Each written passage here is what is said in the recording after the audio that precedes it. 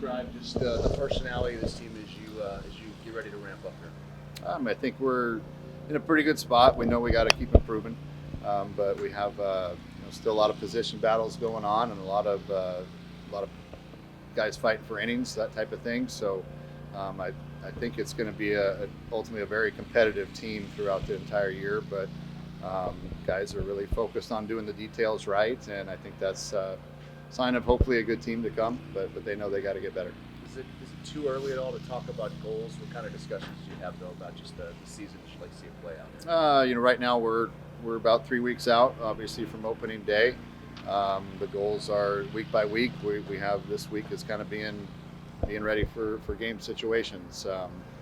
First week was just kind of intro back. Second week was ramp the intensity up. This week's kind of more of a game ready week, and then next week we fine tune it and we're ready to go after that. So.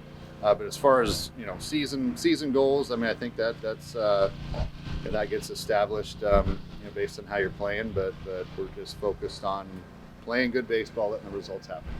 Really, after all these years in the Pac-12, how do you look at being in the conference and preparing for the team? That's been asked that question a lot. Obviously, I've had the same response is that I'm a Pac-12 guy. I miss the Pac-12, but on the same token, we're in a new home right now, and the Big 12 has been outstanding to us already.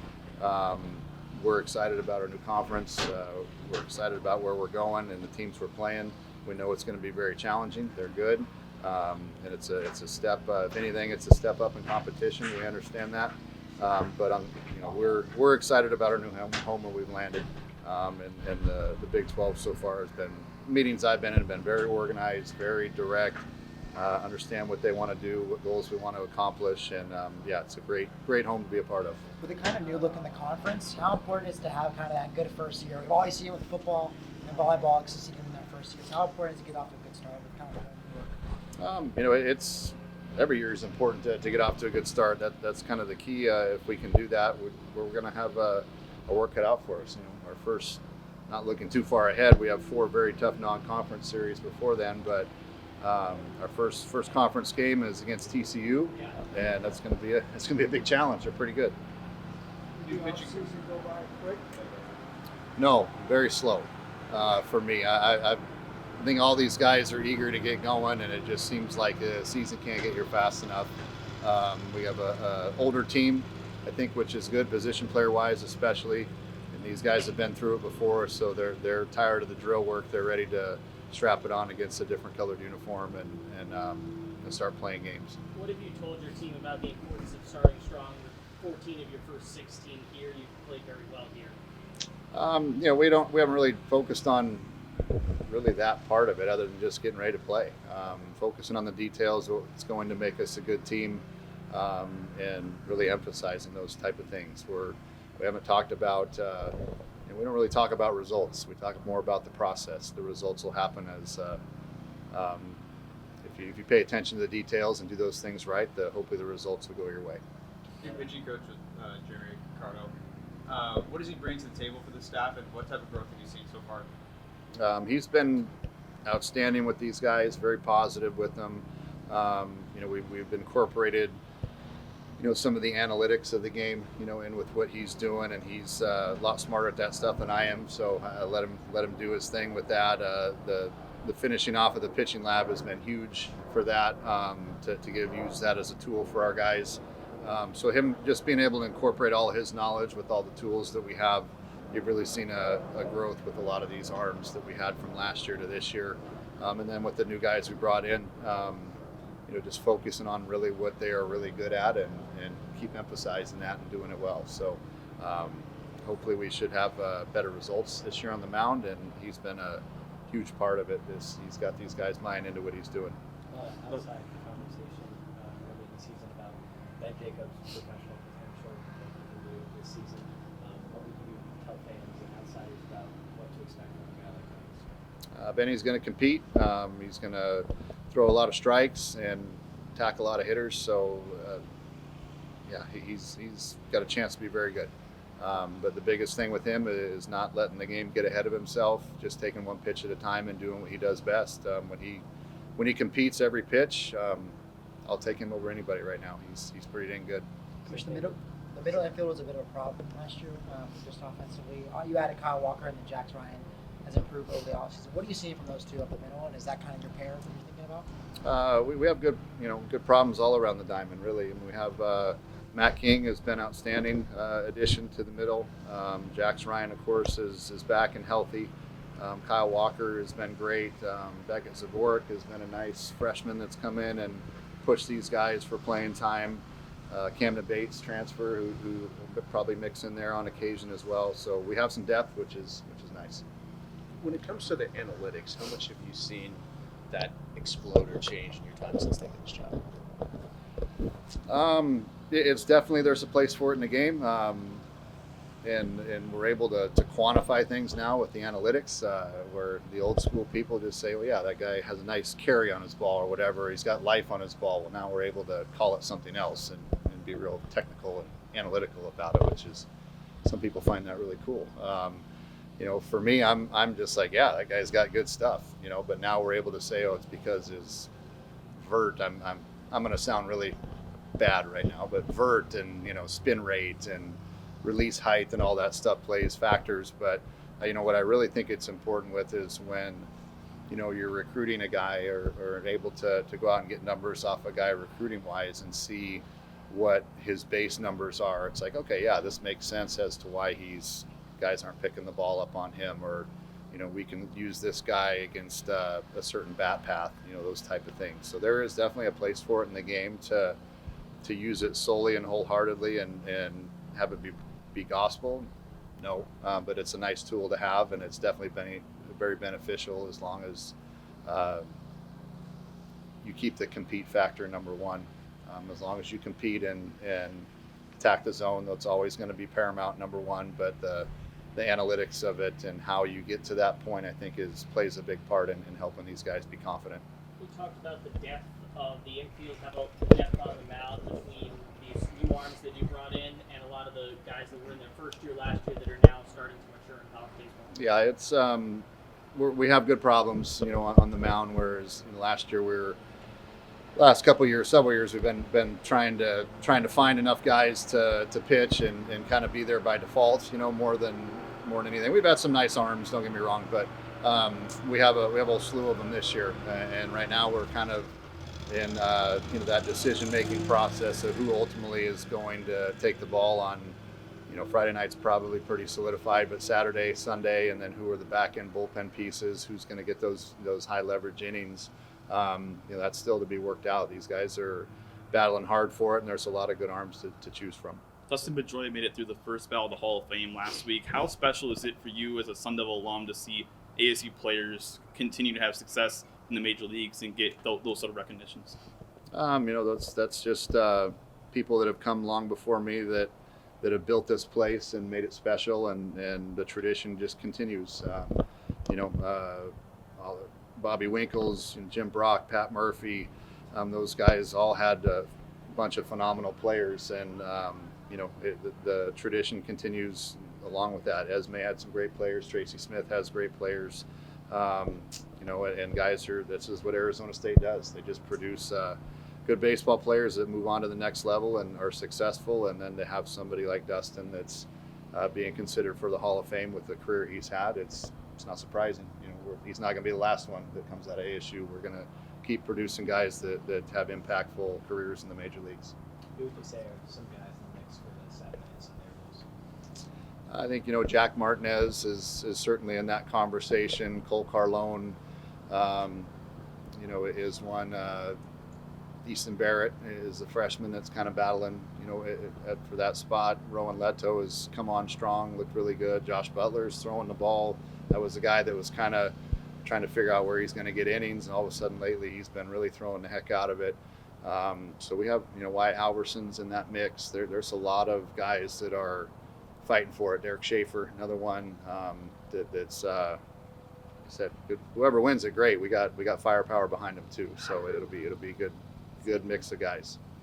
Speaking of alums, you were just talking about it, but this week you have the new edition of the softball alumni game. What does that mean for the baseball community here? Speaking of just how rich the baseball community is. Well, I think it's an exciting weekend for us as a program. We have our alumni golf tournament on Saturday, which is we still need some people to sign up. So for those guys that want to be a part of that over at Dobson Ranch, we still have some open spots, which that'll be a fun event.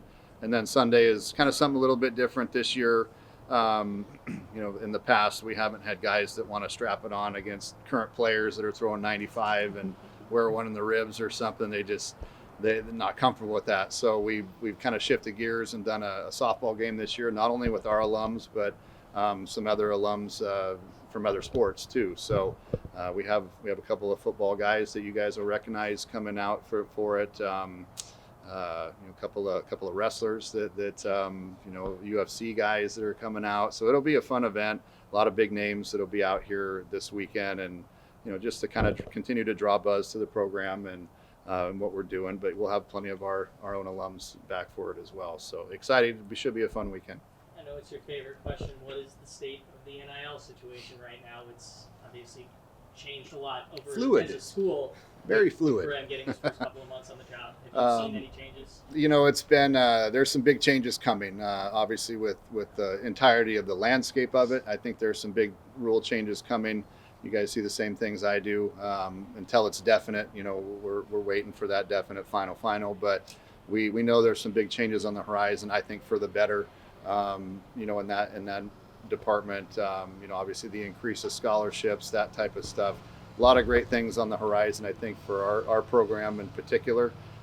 As far as the landscape of the entirety, the environment of it, we'll just keep rolling with the punches. Obviously, everybody knows that it's important. It's here to stay in college sports. We need the help.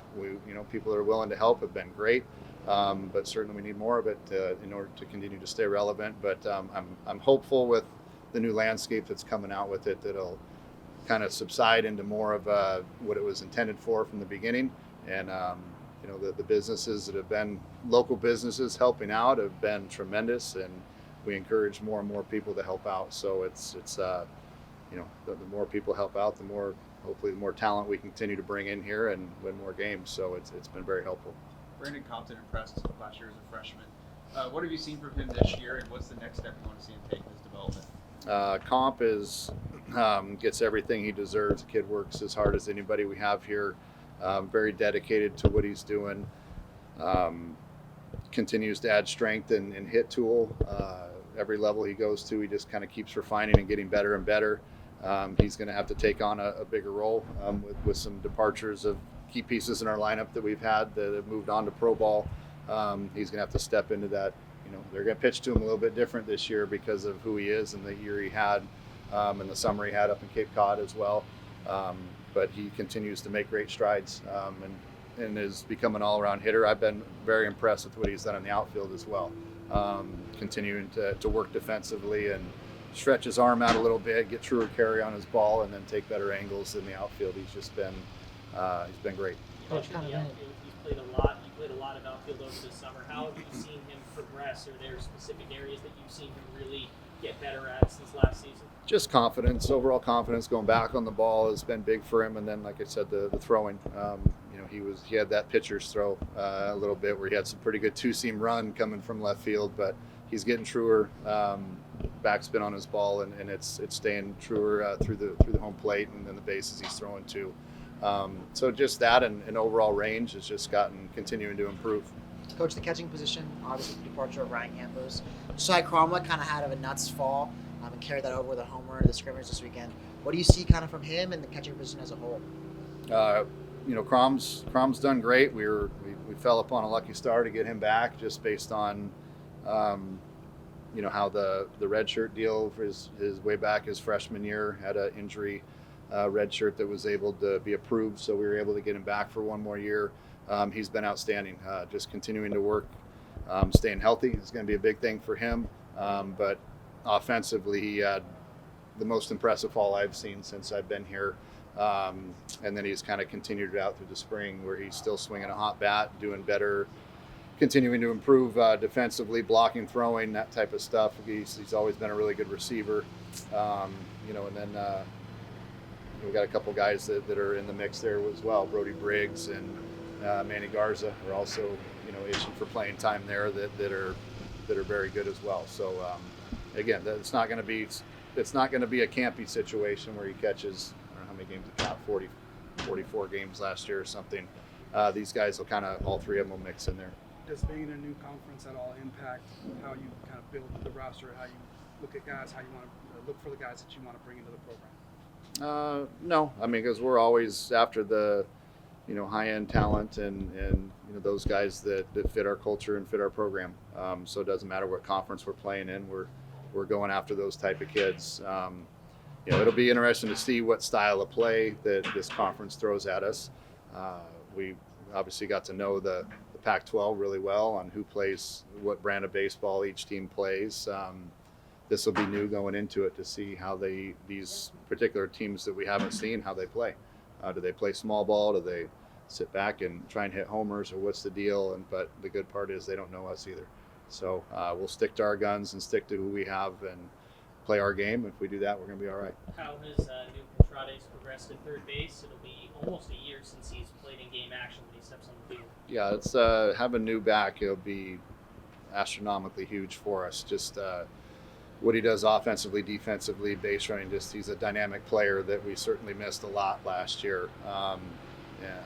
I've said it and I mean it. If we didn't lose him last year, that team makes a run. In my heart of hearts, I believe we make a run. So, but having him back this year and keeping him healthy will obviously be key and paramount. But he's a very dynamic player, both sides of the ball. That's going to help us. From what you've seen now, he's healthy, ready to go. Back is no issue. So he's back, ready to go. And if anything, we got to pull the reins back on him at times because he wants to steal bases and that type of stuff. And he's an active player. So we gotta again make sure we keep him along with everybody else healthy. But he's a big piece of what we're doing. Coach Hurley has mentioned kind of some travel issues with the team this year, traveling to a bunch of new places. Have you guys kind of scattered out what the plan is? If you guys have 2 straight road weekends or anything like that? No, we don't have 2 straight road weekends from my knowledge. I think we're every other. And if we did, doesn't matter. We're going to play baseball. We're going to play and win. So we're not. Travel won't affect us. These guys are tough-minded, tough mentality kids that just give us a place. We'll play in a parking lot if we have to. So just give us a place to play and let us go to work. Another Pedroia question. In your first year, they had a Dustin Pedroia bobblehead day. How important is it to highlight, honor those players that have come through here and set such a high legacy for ASU baseball?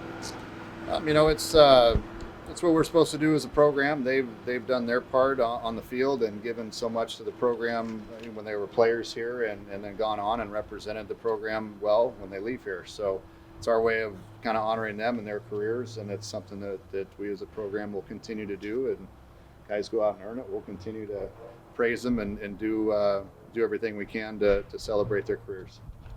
Danny Jackson and Keane, who are 2 guys that are slated for big roles in the outfield. What have you kind of seen from them from the fall to now? Just those guys continue to mature and develop. Zay has done a really good job at kind of had a swing overhaul, offensive overhaul for the most part this fall, and has bought in and is best I've seen him look since he's been here. So I anticipate him having a nice year, and I think he's got a lot to prove, and very, very focused on what he has to do. Defensively, I've said it from day one, he's the best center fielder in our conference, hands down, and will continue to be.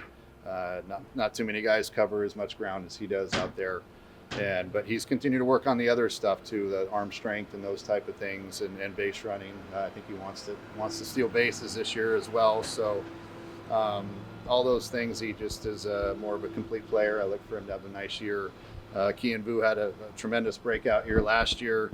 The biggest thing for him is not to try to repeat hitting 400 again. Just go play and to focus on what he has to do and to be a good player, and don't let numbers factor into it. Just go be who he is. And again, dynamic, fun, energetic player that can do a lot of things. So we're excited to have both those guys in the outfield. Would you say Isaiah, with the swing overhaul, is more of a confident player at the plate now?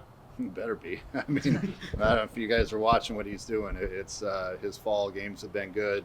He's come back swinging it really well in the spring, and just his overall consistency and just batting practice, alone, you can just see it. Okay, he's squaring everything up, or not everything, but vast majority of his days are not chipping the baseball and having it, banana to the opposite field. He's getting true backspin and very consistent with his approach and swing and balance and all that type of stuff. So if he stays there all year, I think he's got a chance to have a big year.